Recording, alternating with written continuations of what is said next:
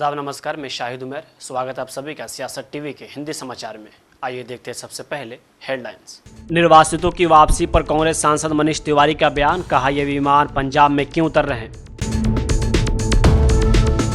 अनशन खत्म करे डल्लेवाल, प्रहलाद जोशी ने बताया किसानों के साथ बैठक में हुई क्या बात। देश लौटे पीएम मोदी, अब खत्म होगा दिल्ली का सीएम पर सस्पेंस, शाह नड्डा के साथ करेंगे मंथन। केजरीवाल की नई मुसीबत, शीश महल की होगी जांच, सीवीसी का आदेश। यूपी में नए चेहरे तलाश रही बीजेपी, योगी सरकार से कुछ मंत्रियों की होगी छुट्टी, मंथन जारी। गजा पर दिखेगी 5 मुस्लिम देशों की यारी, ट्रंप के सपने को करेंगे तार तार। अब खबर विस्तार से। कांग्रेस सांसद मनीष तिवारी ने संयुक्त राज्य अमेरिका से अमृतसर तक अवैध भारतीय प्रवासियों को ले जाने वाली उड़ानों के संबंध में सीएम भगवंत मान के बयान का समर्थन किया है। कांग्रेस सांसद मनीष तिवारी ने कहा, ये विमान पंजाब में क्यों उतर रहे हैं? आप किस तरह का संदेश भेजना चाह रहे हैं? क्या आप यह संदेश देना चाह रहे हैं कि अमेरिका में आने वाला हर अवैध अप्रवासी पंजाब से है? पंजाब के मुख्यमंत्री इस हद तक बिल्कुल सही हैं। इसमें गुजरात और हरियाणा के लोग थे। आप इस विमान को दिल्ली या कहीं और भी उतार सकते थे, हर समय अमृतसर में क्यों? बुनियादी बात यह है कि ये जो लोग अमेरिका गए थे, चाहे वो पंजाब से थे, चाहे वो गुजरात से थे, चाहे हरियाणा से थे, चाहे किसी और प्रदेश से थे, ये ना ही कोई घोर अपराधी हैं और ना ही ये आतंकवादी हैं। ये सारे एक आर्थिक अपॉर्चुनिटी की खोज में कि हमको एक आर्थिक मौका मिल जाए, हम अपनी जिंदगी बेहतर बना सकें, हमारे परिवार अच्छी तरह से पल सके, उस खोज में ये अमेरिका गए थे। ये दूसरी बात है कि ये वैध तरीके से अमेरिका में नहीं घुसे, अवैध तरीके से इन्होंने घुसने की कोशिश की। पर बुनियादी सवाल जो आज तक सरकार ने, मैंने संसद में भी ये बात उठाई थी, एनडीए भाजपा सरकार ने उसका जवाब नहीं दिया कि क्या जो अमेरिकी कानून के तहत प्रक्रिया है उसका पालन किया गया है इनको वापस भेजने के लिए कि नहीं। कोई डिपोर्टेशन ऑर्डर आज तक कोई सार्वजनिक नहीं हुए हैं। जिन लोगों को वापस भेजा गया है, क्या उनको कोई डिपोर्टेशन ऑर्डर दिए गए थे? उनको कोई कागज दिया गया था कि किस कानून के तहत आपको वापस भेजा गया है? और दूसरी बात, ये देश का स्वाभिमान कितना ज्यादा गिरता है कि आप बेड़ियां लगा के, हथकड़ियां लगा के, उनको जलील करके 40-40 घंटे आप उनको शौचालय नहीं जाने दीजिए।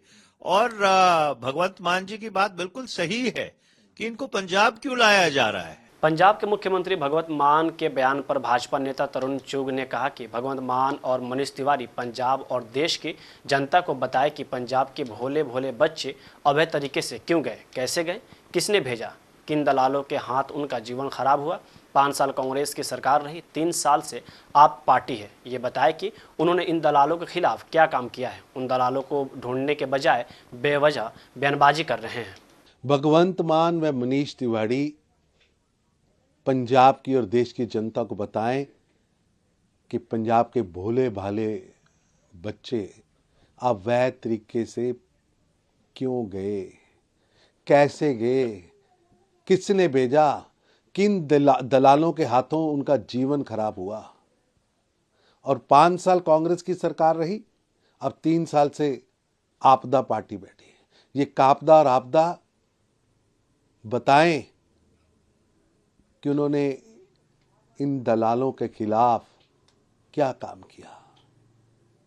उन दलालों को ढूंढने की बजाय बेवजह बयानबाजी कर रहे हैं। आपदा कापदा पार्टी के लोग पंजाब में रोजगार देने की बजाय उद्योग, किसानी, व्यापार, सर्विस सेक्टर पिछले 8 साल से बैक गियर में चल रहा है।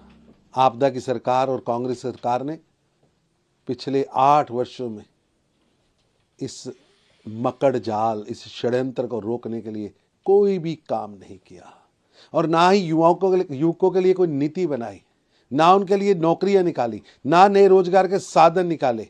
के मुख्यमंत्री भगवंत मान के बयान पर जम्मू कश्मीर के मुख्यमंत्री उमर अब्दुल्ला ने कहा वो पंजाब के मुख्यमंत्री हैं, जाहिर है कि पंजाब के संबंध में वो चिंतित होंगे, खास तौर पर इस बात पर कि केवल पंजाब के लोग ही वापस नहीं आ रहे हैं और भी राज्यों के लोग हैं। शायद पंजाब के मुकाबले दूसरे राज्यों की संख्या ज़्यादा है, फिर भी विमान को अमृतसर में उतारा जा रहा है, तो इसको लेकर शिकायत जायज़ है। ये कि भगवंत मान उनका कहना है कि जो जहाज़ आ रहे हैं पंजाब में ही क्यों उतारे जा रहे हैं। या वो पंजाब के मुख्यमंत्री हैं, जाहिर सी बात है कि पंजाब के मुतालिक वो चिंतित होंगे, बिलखसूस इस बात पे कि सिर्फ पंजाब के लोग ही अमेरिका से वापस नहीं भेजे जा रहे हैं, और भी रियासत हैं और शायद पंजाब के मुकाबले दूसरी रियासतों की तादाद थोड़ी ज़्यादा है, लेकिन उसके बावजूद ये अमेरिकी जहाज़ जो हैं इनको अमृतसर में ही उतारा जा रहा है। तो उनकी अगर इसके बारे में कोई खदशात है या शिकायत है, जायज़ है। महाराष्ट्र सरकार द्वारा धर्मांतरण विरोधी कानून लाने पर समाजवादी पार्टी के नेता और महाराष्ट्र विधायक अबू आजमी ने कहा कि उनका एकमात्र ध्यान इस बात पर है कि मुसलमानों को कैसे परेशान किया जाए।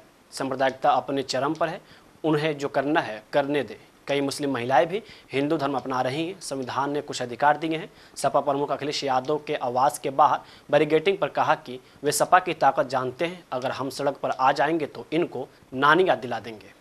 महाराष्ट्र सरकार या दिल्ली की सरकार या यूपी की सरकार, ये इनका सुबह शाम एक ही चीज़ है कि किस चीज़ से मुसलमान को परेशान किया जाए। सांप्रदायिकता हद पे बढ़ी हुई है।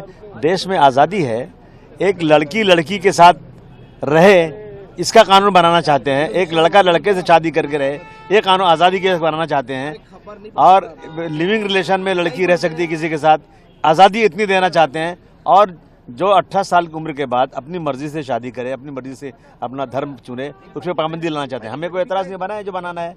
हाँ, बहुत सारी मुस्लिम लड़कियां भी हिंदुओं के साथ जा रही हैं या हिंदू से शादी कर रहे हैं, हिंदू बन रही हैं, बहुत सारे लोग हैं, बहुत से हिंदू मुस्लिम बन रहे हैं। तो ये तो संविधान ने राइट दिया हुआ है, अगर इनको संविधान बदली करना है तो बदली करने, हमें कोई एतराज नहीं। तो हमेशा ये जिक्र लव जिहाद और इस तरह की देयर इज नो लव जिहाद नाम की कोई चीज है ही नहीं है। ये सिर्फ झूठ मूठ का एक जो है नाम लिया जा रहा है। वो करें तो कुछ नहीं, उनके लोग जो है सुबह शाम जो है मुसलमानों के खिलाफ बोलते हैं, मस्जिद में घुस के मारेंगे, हम जो है तबलीग जमात पर बैंड लगा देंगे, मस्जिदों मदरसों को बंद कर देंगे, तो कोई केस नहीं होता है भाई। ठीक है, जो भी गलत करता है उस पर पार्टी वाइज नहीं, धर्म वाइज नहीं, उस पर केस होना चाहिए। लेकिन ये जानबूझ करके ना ये लोग मुसलमानों को या ऐसे लोगों को छेड़ रहे हैं जो उनके खिलाफ। आज यहाँ यूपी स्टेट में सपा के मनीष जगन को भी गिरफ्तार किया है पुलिस ने। हाँ, मनीष जगन, उसके बाद सपा से ट्वीट भी हुआ, बाहर बैरिकेड भी काफी कर दिए गए थे। नहीं बैरिकेड क्यों कर रहे हैं? सपा की ताकत मालूम है उनको, सड़क उतरेंगे तो नानी याद आ जाएगी इनकी। केंद्रीय मंत्री प्रहलाद जोशी ने चंडीगढ़ में संयुक्त किसान मोर्चा और किसान मजदूर मोर्चा के साथ बैठक की। मीटिंग में क्या चर्चा हुई, इसकी जानकारी केंद्रीय मंत्री ने दी। उन्होंने कहा कि ये चर्चा बहुत ही सकारात्मक माहौल में हुई। किसान नेताओं ने काफ़ी देर तक विस्तार में अपनी मांगें और हमारे सामने रखी। प्रहलाद जोशी ने कहा कि उनकी मांगों को विस्तार से सुनने के बाद हमने पीएम मोदी के नेतृत्व में किसानों के कल्याण के लिए उठाए जा रहे कदमों का जिक्र किया। मैंने डल्लेवाल से भूख हड़ताल खत्म करने का आग्रह किया। डल्लेवाल जी से विनती की, प्रार्थना की कि इनके भूख हड़ताल समाप्त करके वो अगर चाहे तो एजिटेशन जारी रख सकते हैं, कम से कम भूख हड़ताल तो तुरंत समाप्त करके कोऑपरेट करने के लिए मैंने भारत सरकार की ओर से, मेरे स्वयं की ओर से बहुत ही आग्रह किया हूं। और मैंने उनको उनके नज़दीक भी जाके हाथ जोड़ के विनती किया हूं कि तुरंत ये भूख हड़ताल समाप्त करो। तो उन्होंने मैं सोचूंगा ऐसे बताया है। प्रधानमंत्री मोदी फ्रांस और अमेरिका के दौरे से दिल्ली वापस लौट आए हैं। दिल्ली के सीएम पद को लेकर जारी अटकलों पर अब जल्द ही विराम लगता है। नया सीएम और नई सरकार की शपथ ग्रहण की तारीख का ऐलान हो सकता है। सूत्रों के मुताबिक इसके लिए बीजेपी ने एक फार्मूला निकाला है। इसके तहत जीते हुए 48 विधायकों में 15 नाम छांट दिए गए और फिर जाति समीकरण के आधार पर 9 नाम तय किए गए। इन्हीं 9 में से मुख्यमंत्री, मंत्री और स्पीकर का नाम तय किया जाएगा। यानी एक चीज साफ है कि चुने हुए विधायकों में से ही कोई एक सीएम बनेगा। पीएम के साथ गृह मंत्री अमित शाह, जेपी नड्डा और बीजेपी के शीर्ष नेताओं की बैठक होगी। आज या कल पार्लियामेंट्री बोर्ड की मीटिंग होने वाली है और इसमें मंथन के बाद दिल्ली के नए सीएम का नाम सामने आ सकता है। सूत्रों के मुताबिक 17 या 18 फरवरी को विधायक दल की मीटिंग हो सकती है और 19 या 20 को शपथ ग्रहण संभव है। यानी दिल्ली को को नई सरकार अगले हफ्ते मिलने की संभावना है। सूत्रों से यह भी पता चला कि दिल्ली के जवाहरलाल नेहरू स्टेडियम में कैबिनेट की शपथ हो सकती है, जिसमें एनडीए के सभी नेताओं को शामिल होने का न्योता भेजा जाएगा। हाल ही में भी विधानसभा चुनाव में बीजेपी ने 70 में से 48 सीटों पर जीत दर्ज की है। आम आदमी पार्टी को महज 22 सीटें मिली और वहीं दिल्ली की सत्ता उससे छिन गई है। 27 साल बाद भारतीय जनता पार्टी की दिल्ली में सरकार बनने वाली है। ऐसे में सीएम और मंत्रियों को दी जाने वाली जिम्मेदारियों पर चर्चा होनी लाजमी है। देश की राजधानी होने की वजह से दिल्ली के सीएम का पद और भी महत्वपूर्ण हो जाता है। नई दिल्ली विधानसभा सीट से अरविंद केजरीवाल को चुनाव हराने वाले प्रवेश वर्मा के नाम को लेकर भी चर्चाएं हैं। सूत्रों के मुताबिक उन्हें सीएम बनाया जा सकता है। दिल्ली के पूर्व मुख्यमंत्री अरविंद केजरीवाल के लिए नई मुसीबत खड़ी हो गई है। सेंट्रल विजिलेंस कमीशन ने उनके 6 फ्लैग स्टाफ बंगले की जांच के आदेश दिए हैं। उनके बंगले शीश महल की विस्तृत जांच होगी। अरविंद केजरीवाल ने यहीं पर अपने लिए सरकारी घर बनवाया था। सीवीसी ने CPWD से इन आरोपों की विस्तृत जांच करने को कहा है। केजरीवाल का शीश महल 8 एकड़ में फैला है। रिपोर्ट में आरोप लगाया गया है कि 40,000 वर्ग गज में बनी भव्य हवेली के निर्माण में कई नियमों को तोड़ा गया है। देखिए, मुख्यमंत्री के रूप में जिस तरीके से मुख्यमंत्री जी ने और उनके परिवार ने मिलकर के पूरी तरह से शीश महल को बनाया, तमाम नियमों का उल्लंघन किया गया, पैसे को साइफनिंग की गई और ये पूरा एक भ्रष्टाचार का बड़ा मामला दिखता है। और इसमें निश्चित रूप से जो इंक्वायरी हुई है वो स्वागत योग्य है और ये इंक्वायरी होनी चाहिए और लोगों के सामने दूध का दूध पानी का पानी होना चाहिए। किस तरीके से आम कहलाने वाले अरविंद केजरीवाल ने एक विलासितापूर्ण इस शीश महल को बना करके लोगों के जो गाढ़ी कमाई थी उसको एक आलीशान शीश महल के रूप में बनाया, तो अब उसका जवाब तो उनको देना ही पड़ेगा। उत्तर प्रदेश के प्रयागराज में एक बड़ा हादसा हो गया। महाकुंभ में स्नान करने आ रहे 10 श्रद्धालुओं की मौत हो गई और 19 घायल हो गए। यहां पर एक बोलेरो और बस में भीषण टक्कर हुई, जिसमें अब तक 10 लोगों की मौत हो गई है। शुरुआती जानकारी से पता चला है कि बस और बोलेरो सवार सभी लोग मध्य प्रदेश और छत्तीसगढ़ के रहने वाले हैं। फिलहाल घायलों को अस्पताल पहुंचाया गया है।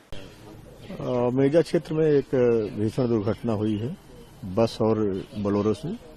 बोलेरो सवार समस्त श्रद्धालु मारे गए हैं रोड ट्रैफिक एक्सीडेंट में।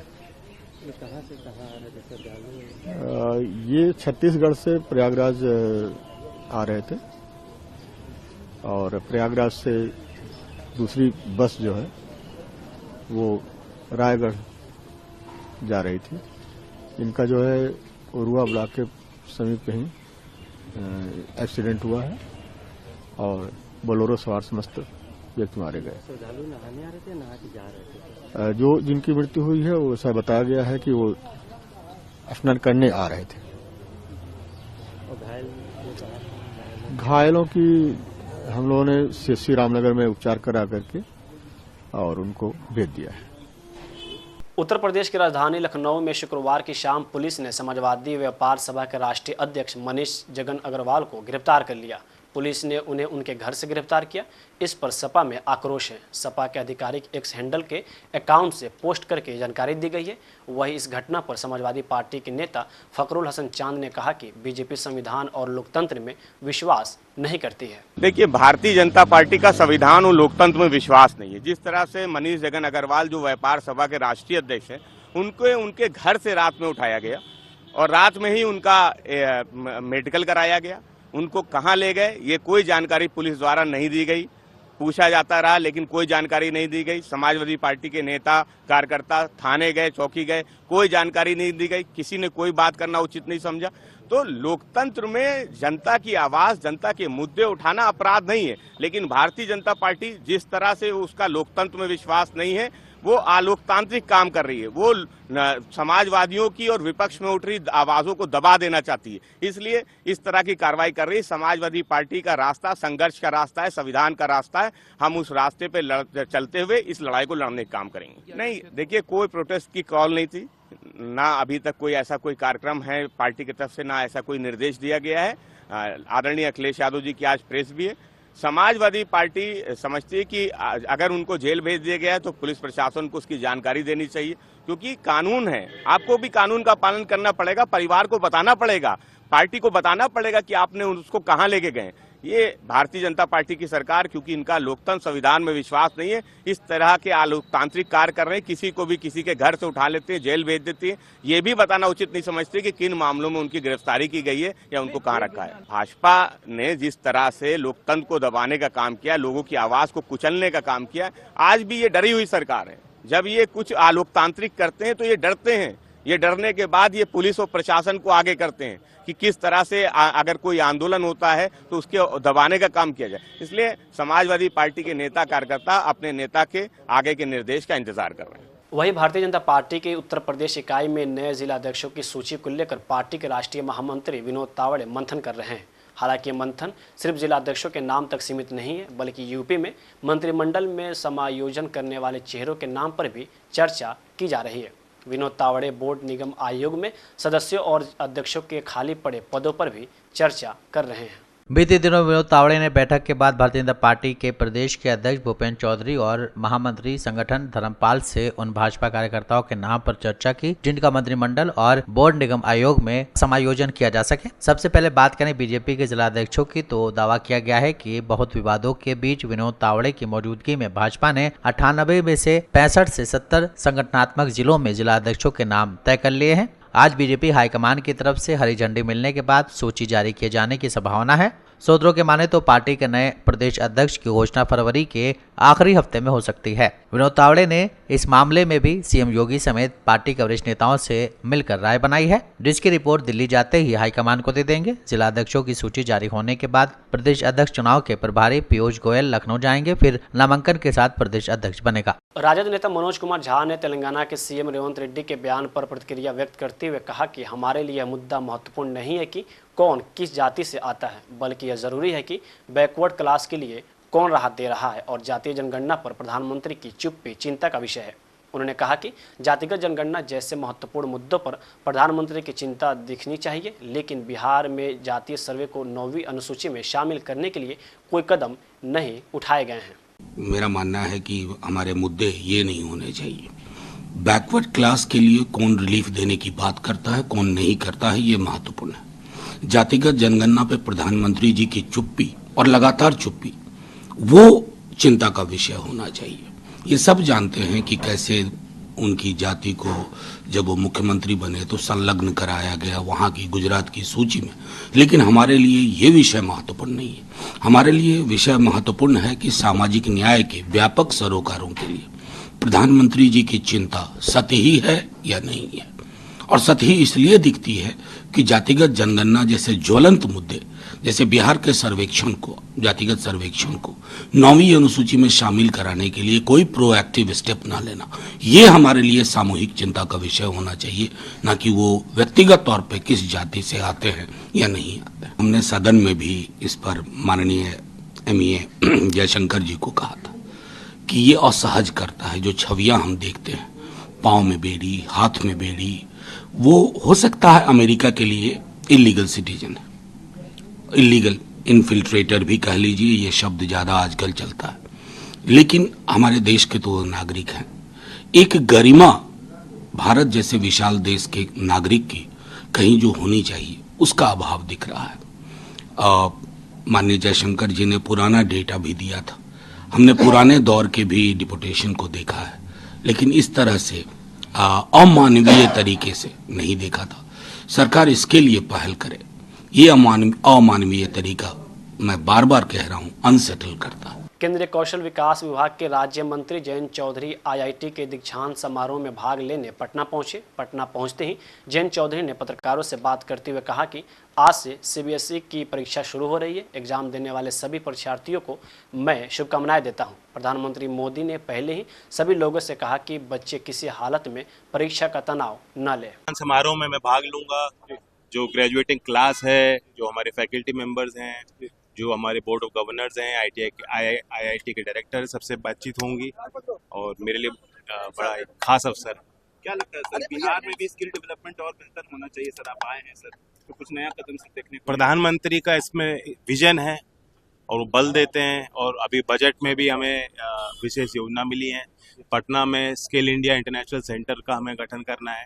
पटना में ही NSTI है जो महिलाओं के लिए आरक्षित है, वहाँ एक हम संवाद करेंगे राज्य की सरकार से वहाँ हमें जमीन मिले तो एक जल्द उसमें निर्माण होगा।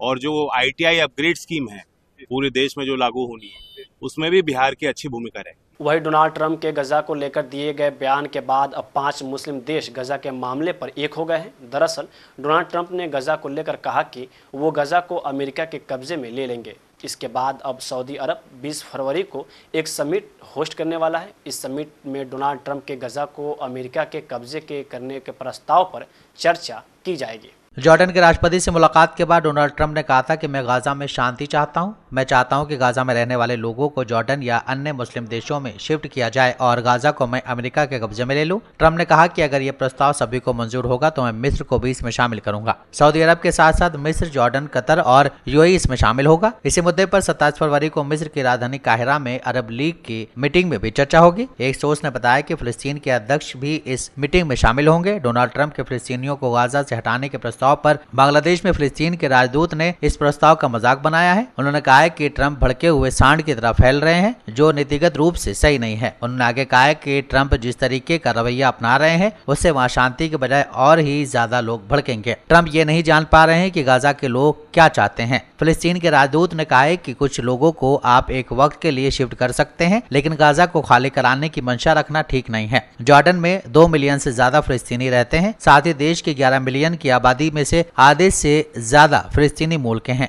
हिंदी समाचार यहीं समाप्त होता है। मुझे दे इजाजत, बाकी खबरों के लिए बने रहें सियासत टीवी के साथ।